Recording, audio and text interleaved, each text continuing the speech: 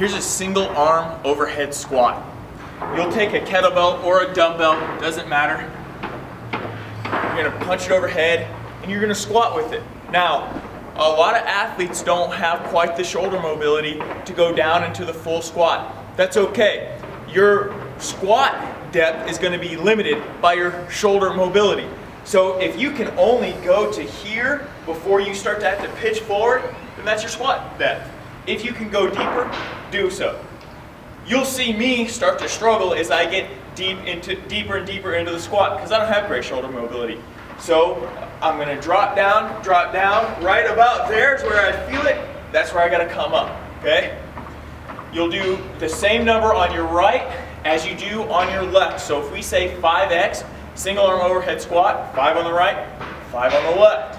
Now, if you just can't squat, really achieve any depth with your feet flat on the ground, that's no problem. You can grab a 1x4 or a 2x4, depending on how bad it is.